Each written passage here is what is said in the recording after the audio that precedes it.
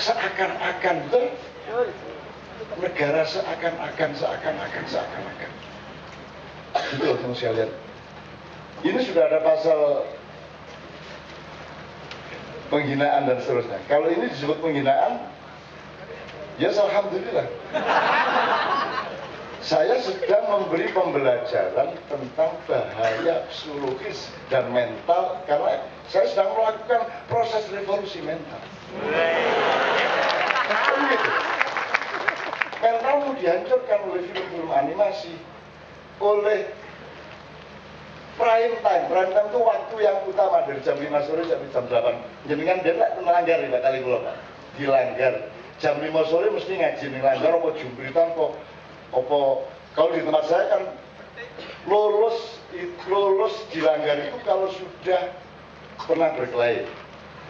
Nah, aku beneran nggak wis tahu didu, nggak wis tahu, pokoknya tahu orang teman-teman gulat Pak, kalau dilanggar itu gulat.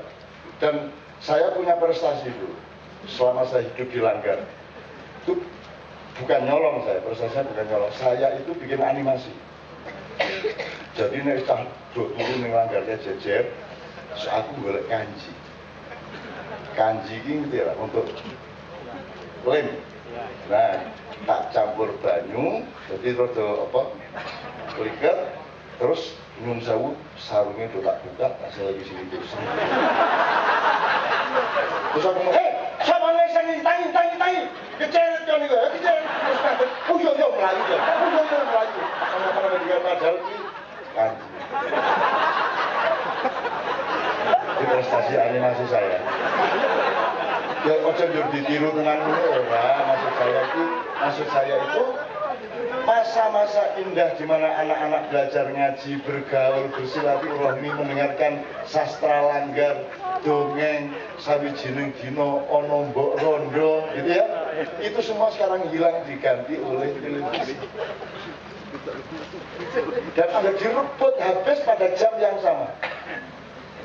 Saya tidak membenci, saya tidak mengecam, saya tidak membenci, enggak. Bu, ini bukan soal kebencian. Saya cuma ngasih tahu bedanya mbah-mbahmu, bapakmu karo kowe saiki ngono kuwi.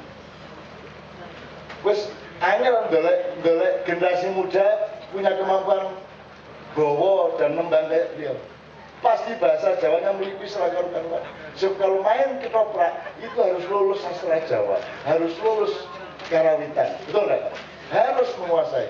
Sementara pemain teater boleh tidak bisa bahasa Indonesia, asal akal. Jadi persyaratan masuk teater modern jauh lebih ringan daripada masuk ketoprak. Nah, masuk ketoprak, terus mesti bisa sastra Jawa, mesti ngerti karawitan, betul nggak? Mesti. Tepuk tangan untuk beliau. Ini saya nggak membenci siapa-siapa loh ya, jangan kena pasal loh ya. Pasalnya adalah pasal pembangunan mental. Angel ini, lah ya gitu itu bukan ranah hukum, itu bukan hukum itu. Nah sekarang kalau misalnya ada pasal tidak menyenangkan, ayo ke pimpinan kejaksaan kono, itu ranya nengke tenan iki. Pidato neranya nengke. Terus kita sangat dibikin tidak senang sebanyak sekali kok. Ya lah. Yang boleh menuntut cuma mereka, kita tidak boleh menuntut, kan gitu. Pasal perbuatan tidak menyenangkan, kira-kira atau disenengin belas ya. Pasal tidak perbuatan tidak menyenangkan cuma ada pasal pemenang. Ada kok daftarnya saya sudah punya juga gitu. Itu kan semua relatif ya Allah. Dan itu semua yang dituduhkan itu tiap hari ditimpakan ke kita, menistakan kita, membuat malu kita, merendahkan kita dan seterusnya. Saya nggak ngomong petugas-petugas yang di bawah ya. Kalau petugas di bawah itu kan orang yang kecepit karo rakyat sok-sok dionekke karo dukuran tidak kan gitu beliau-beliau itu kan gitu. Serba repot. Yang saya omongkan itu Kapolres ke atas.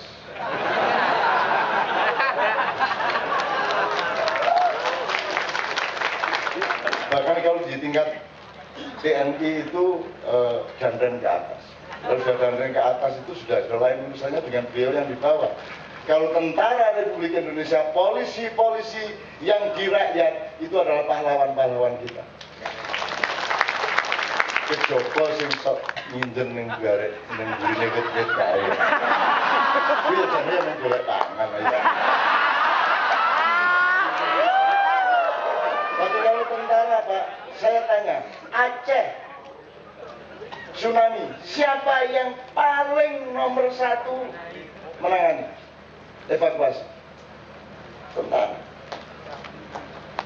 Dan satuan-satuan dari kepolisian, mereka yang menangani. Tentara Indonesia itu sangat dahsyat, disenangi dan disukai oleh seluruh penduduk dunia, terutama di daerah konflik. Karena tentara Indonesia itu terampil segala macam hal. Menembak tepat nomor juara 1 di Australia tahun kemarin, 95% diambil kejuaraannya itu, pialanya oleh tentara Indonesia, padahal jarang latihan.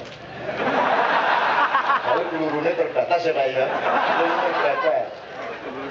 Pelurunya sangat terbatas, jadi latihannya misalnya seminggu itu jatah peluru loro, jadi apel nembak dia turu.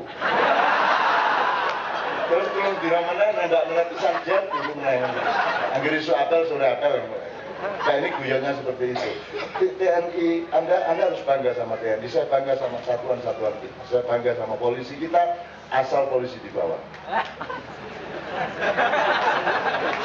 Loh ini serius, tentara kita di Lebanon, di Gaza, di Afrika, di negara-negara konflik itu favoritnya penduduk sana. Karena tentara Indonesia ini sembarang iso masak pemenang. Dan dari genteng ngemong bocah iso, dulang iso, gue bantuani ibunya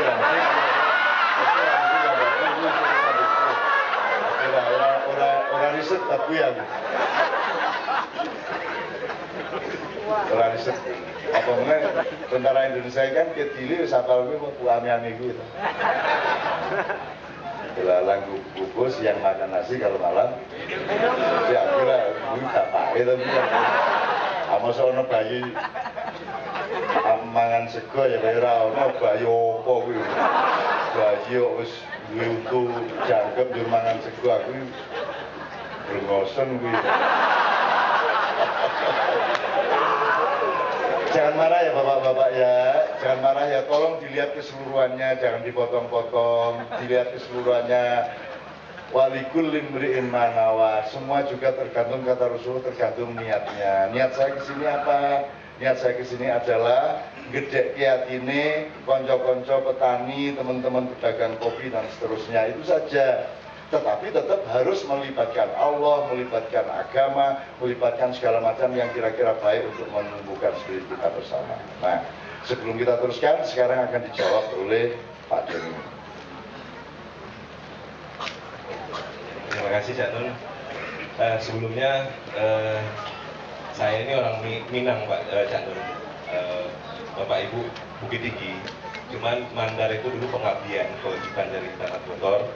Hampir jadi orang Mandar, cuman sama Bapak Ibu disuruh udah pulang ke Jawa aja daripada susah pulang. Dan alhamdulillah akhirnya saya juga dapat orang Bukit Tinggi, tapi Bukit Tingginya Bukit Tinggi Jogja.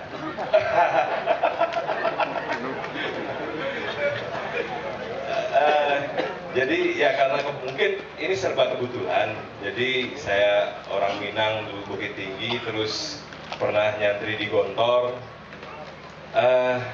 Jujur saya ikut yasinan pertama tuh pas tamat Gontor di Gresik, numpang sama teman. Terus setelah itu karena waktu itu saya numpang di rumah teman yang memang kebetulan ada 1000 hari neneknya. Itulah pengalaman pertama sekali saya ikut yasinan. Sebelumnya saya nggak kenal kayak gitu baik di waktu di Padang, waktu di Gontor juga hampir tidak ada kegiatan kayak gitu. Nah setelah saya ke Jogja, ibu kos saya juga rutin setiap malam Jumat, apalagi ketika saya sudah menikah dan numpang di rumah mertua di Gunung Kidul, ya rutin kegiatan seperti itu. Nah, tapi gini, saya lebih memaknainya kayak, ya istilahnya tadi saya agak susah menjawabnya. Mungkin kalau ke dunia kopi, yang saya pahami bahwa kopi ini tidak bisa tumbuh sendiri. Dia pohon kopi itu butuh naungan. Oleh karena itu karena alam ini penting untuk dijaga.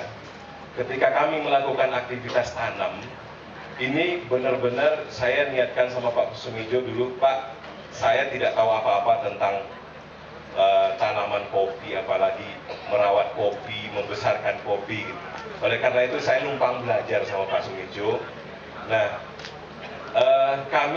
Pak Sumijo mengajarkan saya bahwa kopi ini tidak bisa hidup sendiri. Dia butuh naungan pohon yang lebih besar, karena tanaman kopi tidak bisa langsung kena matahari terik, tidak bisa kena angin yang gede. Oleh karena itu mungkin harganya agak mahal. Jadi saya memaknainya bahwa ketika saya menanam kopi, bahwa saya ini wujud rasa syukur bahwa ada hal-hal lain yang membuat tanah ini akan tambah subur dengan pohon-pohon yang ada di sekitar kopi. Terus mungkin lebih laginya bahwa memang dulu saya sempat juga minta sama Pak Sumijo, ini kebetulan kan semua orang-orang di kantor saya ataupun di kedai kopi itu semuanya anak-anak muda, mereka semua mahasiswa aktif, mereka part-time dengan kami. Itu mereka paham tentang kopi, tapi asal-usul kopi, bagaimana menanam kopi itu mereka mungkin masih awam. Oleh karena itu, dengan adanya Pak Sumijo, bagi kami belajar, itu ya semoga itu bisa dianggap ibadah gitu. Dan ya saya ingat